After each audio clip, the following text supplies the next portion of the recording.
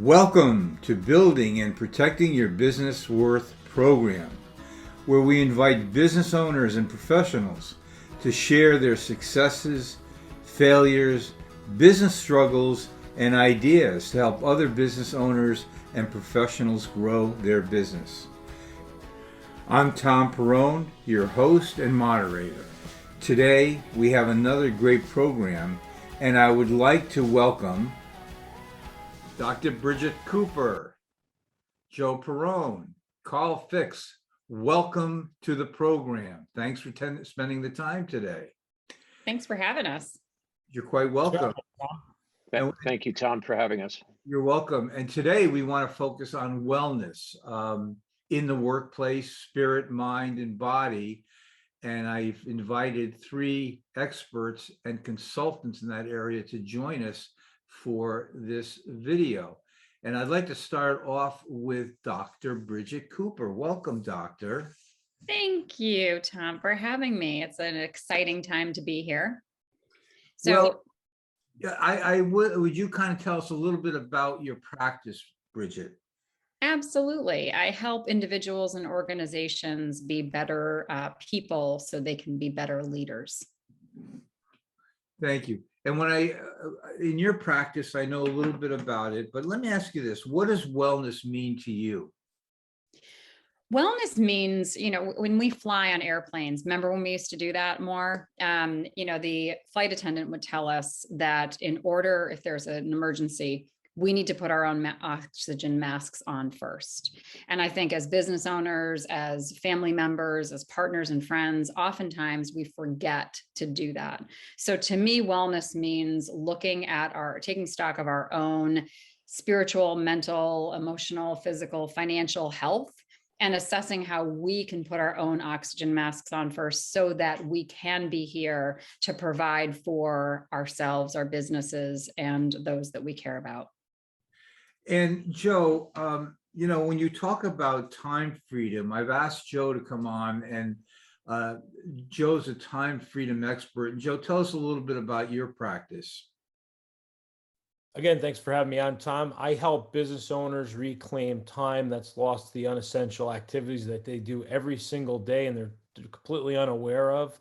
A lot of the times we hear, I don't have the time, I don't have energy, I don't have the resources that I need to do what I need to do in my business and grow. And it's really important to me to help business owners reclaim their time freedom so they could do more of the things that they love to do. So when you talk about time freedom and living a good life that matters to you, tell me how you find someone their time to find the wellness they need in their busy schedule. Well, it really focuses on getting clear on what it is they want. Everyone's different. Time freedom for individuals could mean more time with their family. It could be more time working on their business versus in their business. It could be spending more time focusing on their wellness, which is why we're all here today. So it totally depends on the person that's across the table from us getting clear on what it is that they truly want to do with their time. And time freedom is a consideration. Carl, you had mentioned a lot of the biggest problems sometimes with helping people is they complain about not having the time. And in Joe's practice, he helps them find it. And Carl, welcome to the program. Can you tell us a little bit about your practice? Sure. And thanks again, Tom, for having us on. I'm excited to be here with Joe and Bridget. My business, No Surrender, I help busy professionals and their teams get back in the fitness game so they can be less stressed and a whole lot more productive. And I love what Bridget said about her idea of wellness. I agree with that. And I would add this, we are in service to others. And in order to be in service, you have to be. You have to be vertical, you have to be alive in order for you to honor your agreements and to keep your word. So again, to be in service, we must first be. And that's where I think the wellness fitness component comes in.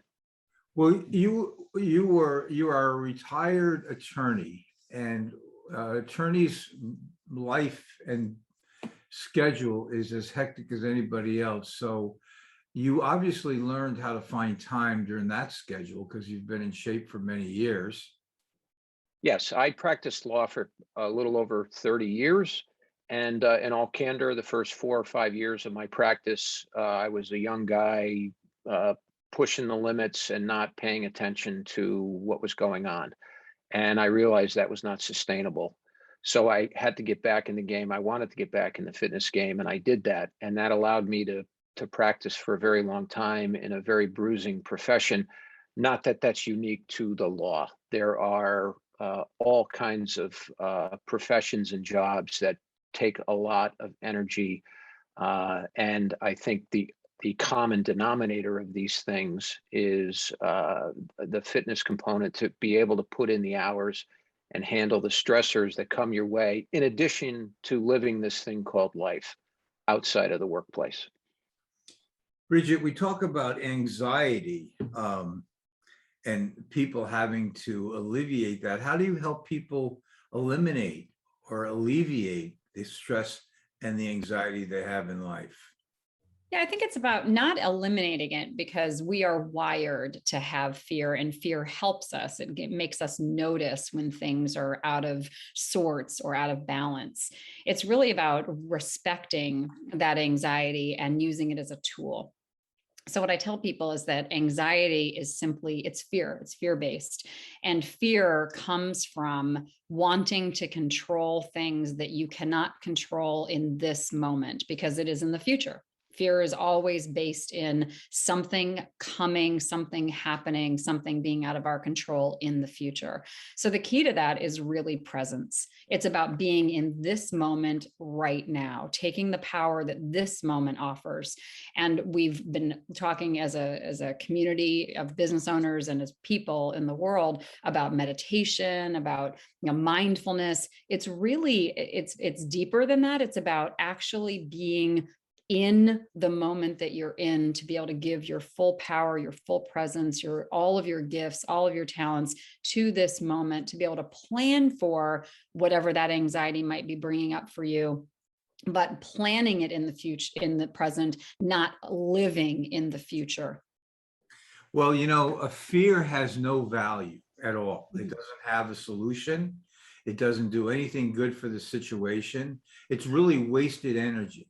So let's just take this anxiety portion, because what steps, give us an exercise that if I said to you, Dr. Cooper, I have this anxiety, I can't get rid of that self-talk, it's really getting to me. What are the things that you would tell me to do?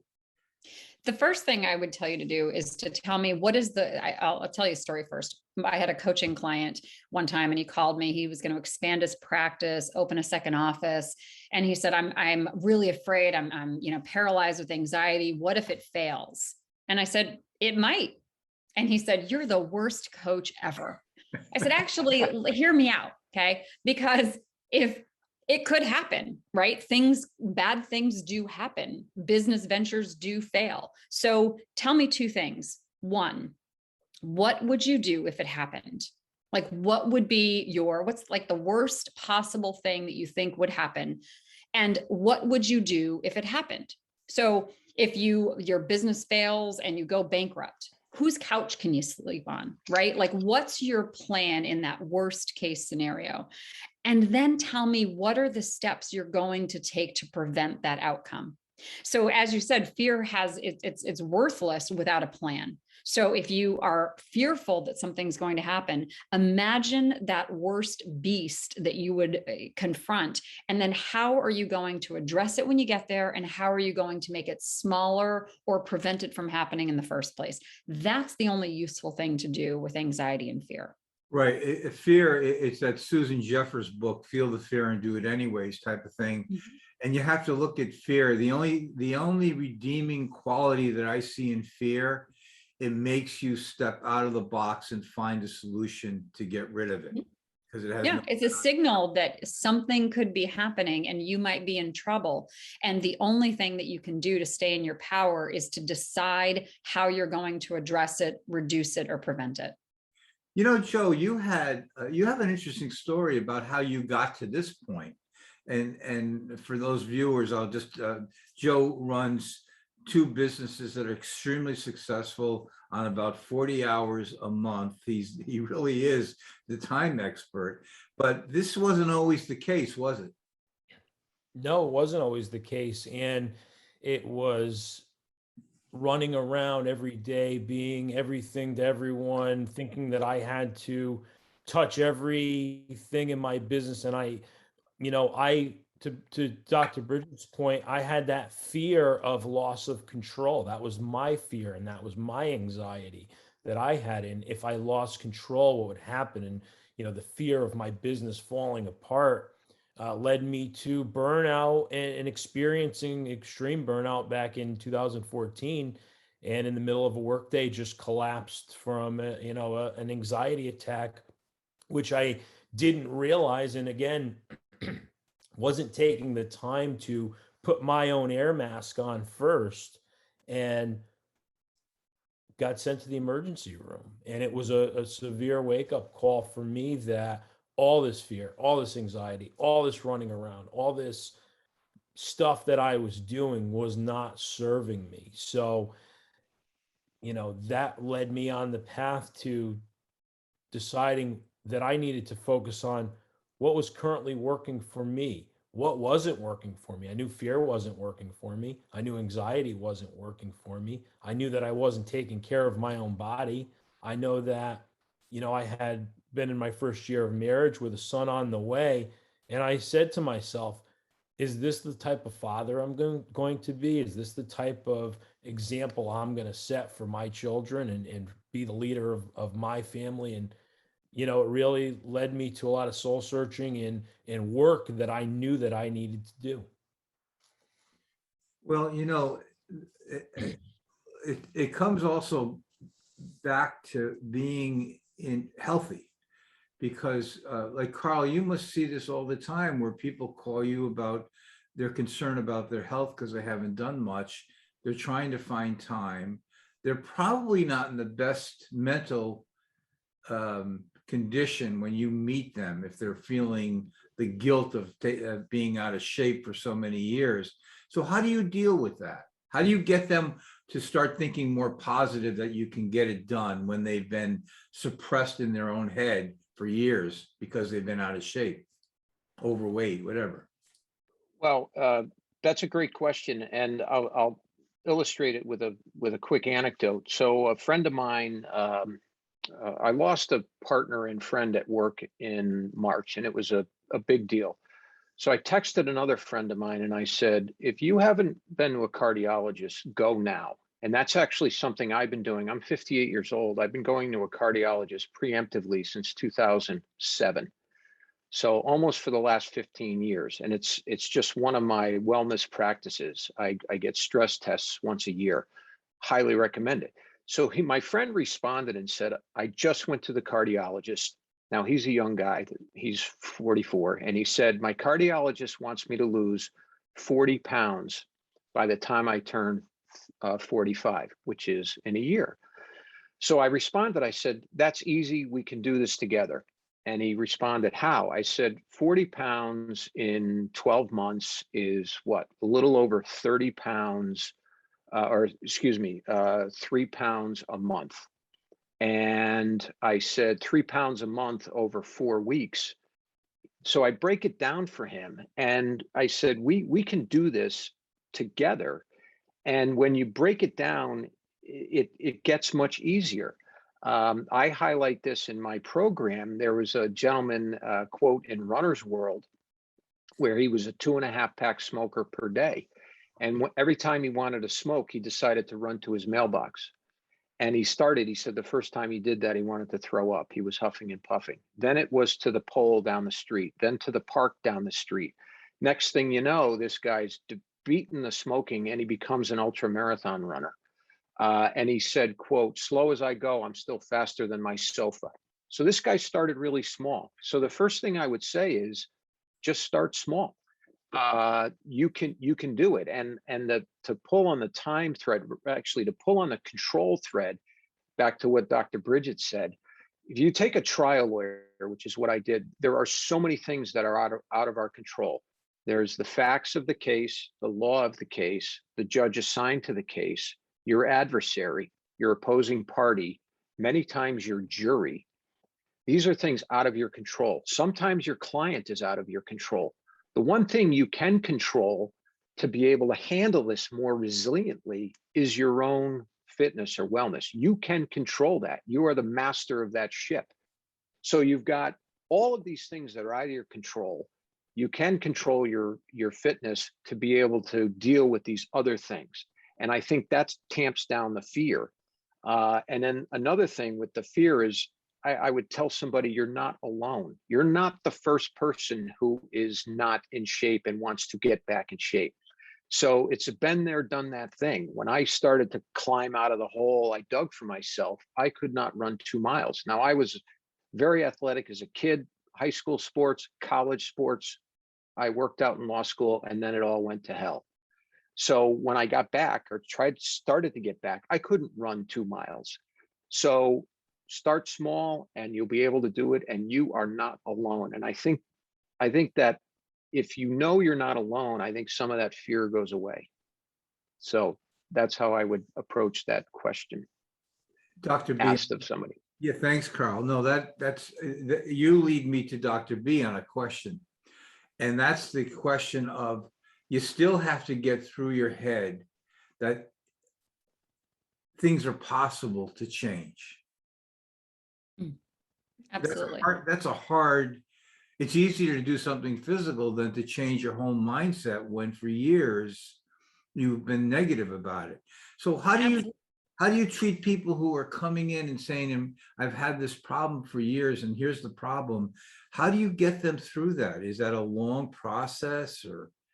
Yeah, I mean, one of the things that I talk about in Pain Rebel, which is my latest book, is I talk about contracts, is this idea that we have come to a set of beliefs about who we are, what our potential is, who other people are, kind of what our life story is. And we came to those stories, those agreements, those contracts very early on before we even had a voice or a knowledge that we were doing that. And as you know, anyone on the call, Carl, being a lawyer, you can't enter a contract if you don't have the capacity to enter into that contract. You have to have some state of mind that allows you to do that. You have all the technical terms, Carl, but you have to be able to have that agency. We didn't have that agency when we were young and we started to believe these things. So we go through life with those unchecked contracts operating in the background, kind of like a Microsoft Office system with more glitches than that. And then we're entering into new relationships and experiences and challenges with all this stuff behind us that filters out the possibilities that are in front of us. So for me, when I sit with a client, I'm looking for what those contracts are. I'm bringing them into the conscious, realm, and then examining them and asking them. So if you have this contract, do you actually need to abide by that contract anymore? Or do you want to throw that out and replace it with a contract that you would actually want to have in your life, that would actually operate better? It would have fewer of these glitches and system shutdowns. And it's really as simple as that. People think, oh, I have these beliefs, I have these experiences, I can't throw them away. When you make them a tangible thing like a contract, we've all ripped up contracts. We've all said, nope, yep, that's not an agreement I'm going to abide by anymore. I'm not going to do that thing anymore. It makes it a lot easier to tackle. Well, I understand that. And what, Joe, you have in your, what do you call your 5 keys to time freedom. That's exactly what you do in that exercise that Dr. B just talked about. Tell us about that, the 5 keys. Well, to Dr. Bridget's exact point is those stories that we're telling ourselves that aren't serving us anymore. When we're telling ourselves, and that program, as you said, is going over and over and over. One of those stories is that we don't have any time. And when I first got into working on myself and digging in deeper, that was my excuse. I didn't have time. But I had time to watch a baseball game for 4 hours. I had time to go to the bar with my buddies and drink, right? I had time to piss away at the shop that I wasn't doing anything productive. That was that was the program I was running. And then what I like to teach my clients now is, and especially in the 5 keys, is going through and just doing a time audit. It's simple. You go through 24 hours a day, 7 days a week. Okay, what are you doing? What are those things that you've programmed yourself to do on a weekly basis? And we work on these things and we ask questions about these things. I had a client I was working with. She was on a school board. She said, this school board is draining every ounce of energy that I have in me. It turned into a fighting and emails and calls. And, it takes about 8 hours of my week between the actual work I have to do for it, the emails that I get from other members talking about other members, and the phone calls that I get talking about the other people on the board and nonsense. And I said, why did you get into this? What made you get on this board originally? And she said, well, my daughter went to the school and I wanted to be connected with the school. I want to know what was going on in the school. And once in a while, I got to actually have lunch with my daughter at school. So that was time with my daughter. So that was cool. And I said, well, this matters to you. This obviously matters to you. And I said, what still matters about this to you? What still matters about being on this board? And she paused and she said, my daughter hasn't gone to this school in 2 years. I don't know. It was a program she was just running subconsciously that she didn't even know she was running. So she quit the board graciously, and she freed up 8 hours of her week. And now her daughter is in college. She actually took some of that time to go visit her daughter at college. So a new program is running. Isn't it so true that you're your own worst enemy? Because when you listen to yourself, it's skewed to you. But when an outside voice comes in and says, you're looking at it all wrong from my point of view, that's how you change your mindset.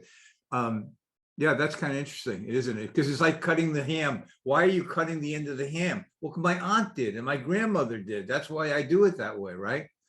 Carl, you have an interesting story. And tell us when and why you left being an attorney, a very, very successful career as an attorney. Tell us a little bit about that journey.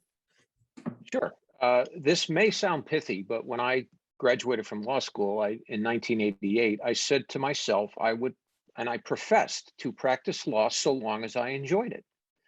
And that's exactly what I did. And I did a pivot in May of this year. I just simply walked away. And I walked away for a number of reasons. You have to be all in on the practice, and you can't half-ass it. And I was getting close to not being all in, and that was problematic to me. It concerned me that it would be disingenuous to my colleagues, my clients, my family. You can't cheat the practice. We all knew in the business who we'd call them the fringe lawyers. They were just nibbling on the fringes, and that's not the way that I practiced. Back to the stress test, I remember once I did a stress test, the numbers were good, and my cardiologist said, well, Carl, you can't cheat a stress test. You can't. The numbers don't lie. You can't cheat the practice. And again, I wasn't there, but I was having these thoughts like, this is not good. So I'm very, very passionate about this wellness and fitness and the common denominator. And I thought, I've always been living a life of service. I thought if I could be in service to other professionals to help them embed this in their weekly routines, then that would be very, very meaningful to me. The practice of law was very rewarding. It's a noble profession. I wouldn't dissuade anyone from doing it. My daughter, in fact, will start law school in a year. I've never once said that's a bad idea. Kudos to her. It was a great degree, great education. So I just thought, what am I very passionate about, and where can I direct my passions and energies? And that's what I decided to do. And if I could just pull the time thread for a minute. Everybody says they don't have time to work out or whatever. Everybody seems to find time to go to Starbucks. And unless you have the Starbucks app, you're waiting in line in Starbucks for 20 plus minutes. Right. Now, it is paradoxical to me that you would have 20 minutes as part of your routine to stand in line to wait for your whatever, your grande latte, whatever, but not 20 minutes to work out. And there are plenty of 20-minute workouts that don't involve the Peloton and other fancy equipment. And I'll give you one of them. If you have a high school track in your town, go there. One loop is 400 meters. It's a quarter mile. Walk the loop, then run the loop. Walk the loop, then run the loop. Set your watch for 20 minutes, done.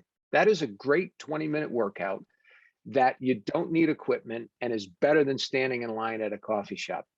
And here's how to kick it up a notch is meet a friend, have an accountability component built into that. And oh, by the way, schedule it like everything else, because self-care and selfishness, you need to distinguish between the two. Self-care is not being selfish.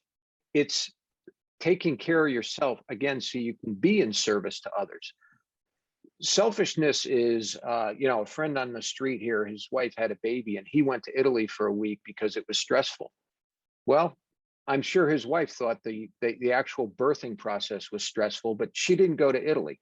So that might be an example of selfishness. 20 minutes at the track, the local track, I don't think is selfish. That's just a self-care component. I mean, you bring up a good point because, your family is expecting you to be around, to be there. And if you're not taking care of yourself, why would you expect to be there down the road if you're not doing Exactly. it? You owe that to the loved ones, the people you love the most.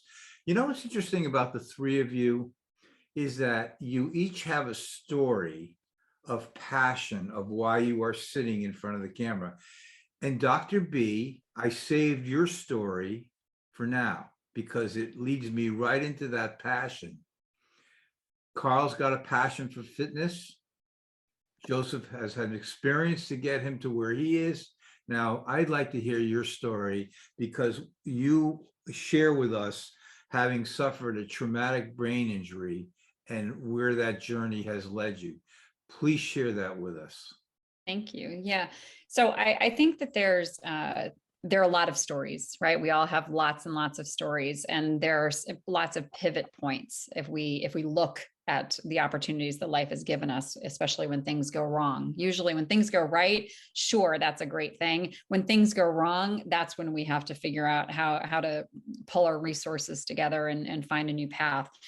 A little over 3 years ago, I was riding in a car home after celebrating a trip that I'd made with my girls, not to Italy, but to Ireland.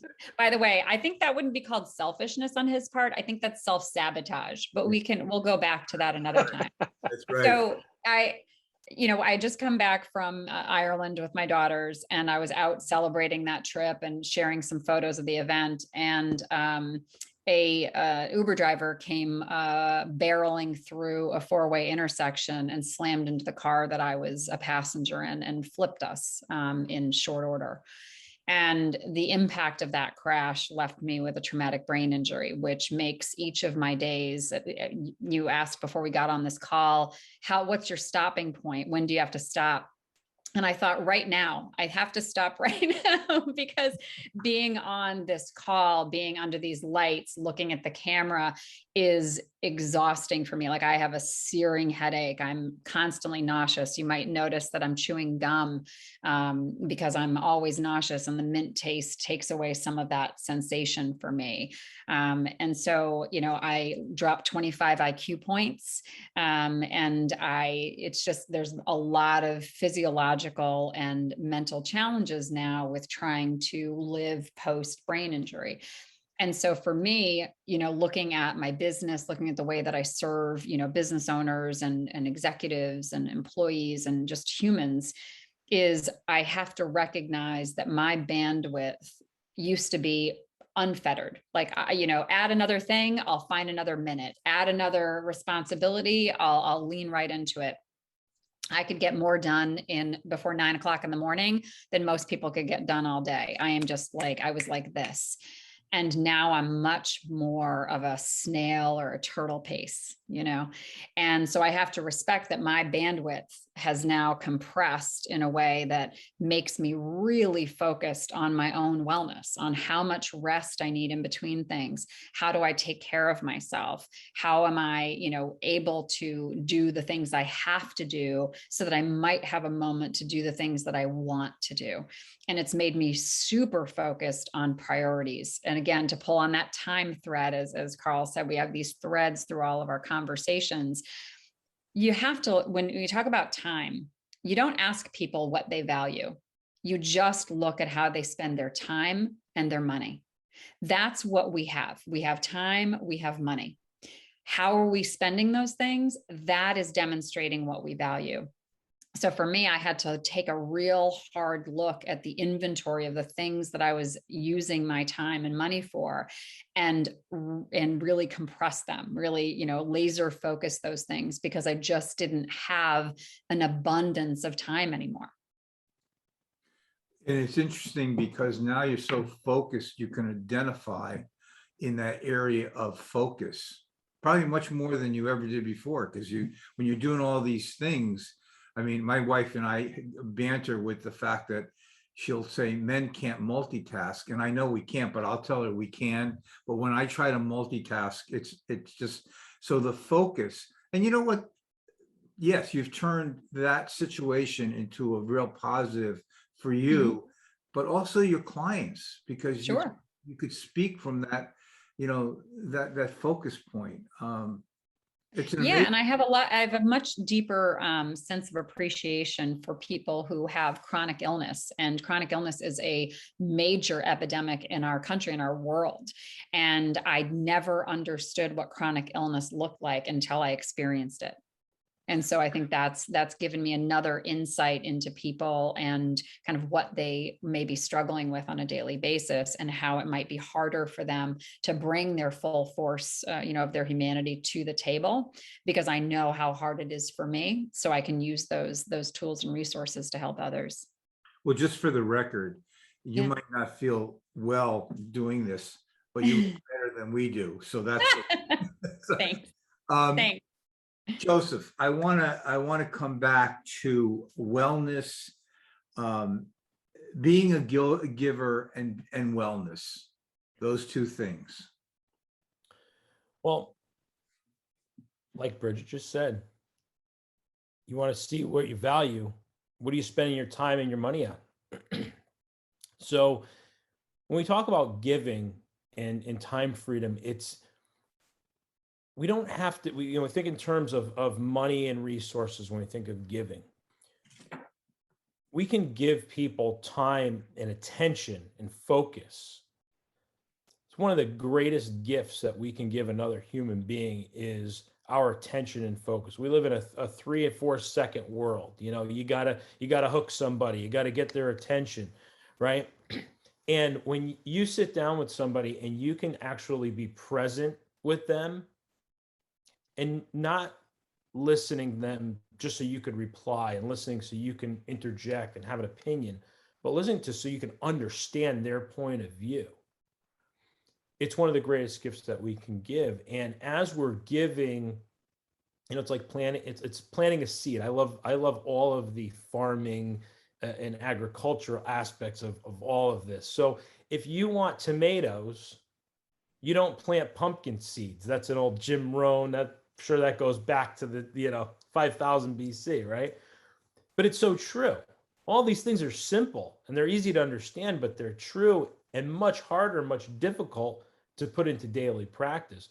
So if you want attention and focus, if you want people to pay attention to what you're saying, if you want people to listen to your ideas and grow your business and extend your reach, right? You're not going to grow a company by yourself. If you want time freedom, you need people. You need to invest in other people. And the way that you invest in other people to get them to help you with your dream is, what are they dreaming about? What are the things that they like to do? I know in my company, to access my own time freedom, I had to find out what it is that my employees, what do they like to do? What are their favorite things to do? So I don't have the guy that loves painting cars and the guy that loves working on the cars. He gets in flow. Time elapses for him. He gets in at 8 o'clock and leaves at 4 o'clock. Time just is suspended for him. I wouldn't put him in front of customers. He doesn't like doing that. He's living his dream. So when I can give that to an employee, when I can give that outcome to him and he's doing what he loves to do, it comes back to me in doing the things that I love to do. So it's those seeds. It's the seeds that I plant on a daily basis. It's the seeds we all plant on a daily basis to get that harvest back of what we're looking for. So whatever you're looking for, if you want time, plant seeds of time. If you're looking for money, plant seeds of money. Where can you help lighten a load for another human being? You know, it's we talk about giving wellness time. Your example is on spot because that gentleman that works in your shop, the day goes by, he's happy. When you're happy, you're healthy. You got mind, spirits going. And you know, that comes down to that. We talk about culture in businesses all the time. And you know what? You really need to have a healthy workforce to have a good culture, because unhealthy workforces bring on a lot of problems. Carl, I have a little more time for one question for you. And that's really, what are the opportunities that you share with people to get in good health, to get wellness? What do you see out there? A couple things. One is, I think in this current climate, there is an unprecedented focus by employers on employee wellness. It is no more, it's not under the covers anymore. The lid has been blown in a good way. So I think employers are offering more and more benefits that employees need to take advantage of. Last month, I did a presentation with a team to a large insurance company. We, on the team was one of their in-house attorneys and their benefits person. The benefits person unfurled this menu of benefits available to this company's employees. And I even commented, I said, boy, I should have gone to work for your company. It was mind-boggling. Good. For emotional, physical, and spiritual well-being, all kinds of tools. So they are out there to take advantage of. The other thing too is I think the pandemic, it's been there's a lot of downside to it, but there's some upside. And the upside is a lot of people decided to use it to get back into shape, which is a good thing. But I think it was an eye-opener for the comorbidities. Everybody, the mainstream media and others have said, if you have a comorbidity, you are more likely to have issues with COVID. So there are some comorbidities that perhaps are lifestyle driven, like type 2 diabetes. So I think this has been an eye-opener for somebody to say, hey, you know what? This diabetes puts me into a different category of this COVID. So maybe I can deal with that. So I think the pandemic has been a bit of an eye-opener, and there are opportunities out there to counter that. And I'll give you an example. I ran a 5-kilometer road race a month ago, 3.1 miles. The race organizers left the course open for 80 minutes, 1 hour and 20 minutes. That's roughly 27 minutes per mile. And I say that because I decided to run it, but there were people walking, there were people on rollerblades, there were people pushing strollers, there were people on bikes, there were people walking their dogs, families. It was an incredibly inclusive, energetic, healthy environment. And it's open to everybody. It's not just the people that win the New York City Marathon running 6-minute miles. This was for everyone. 80 minutes. I'd like to think most folks could walk, run, or a combination of both in 80 minutes. And these things are out there. We're all getting back into the groove. Things are reopening. road races are happening, and it doesn't have to be a race. It's really an event. So there are wonderful opportunities out there to do things with your partners, your friends, your family members in a kind of a healthy environment. So I find that fitness in these events levels everyone. We're all together, and there's no title. There are no airs about it. There's no vowels after your name or consonants. It's just human beings out there having fun, all on the same page. All one-on-one, meaning yourself and yourself. That's it, right? Yourself. Correct. Thank you. I have to thank all of you, and I will post in the show notes contact information. So anybody who has a question or want to be they want to contact you, I'll make that available. And I encourage anyone listening and viewing today that if they want to know more information, contact the participants here on their subject. But I want to thank you all for showing up, giving us time. This was great. Thanks very much. Thank you. Thank you, Tom. Thanks, Tom. Thank you. This was another great program, and we hope you enjoyed the information which was shared with us. If you would like to be on the show, email me at tperrone@necgginc.com.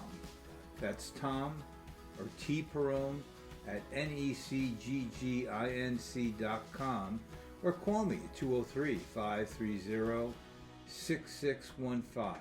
That's 203-530-6615. Also, consider picking up a copy of my book, Unlocking Your Business DNA. You can get it at Amazon, both paperback and Kindle, and profits go to Wounded Warrior Foundation.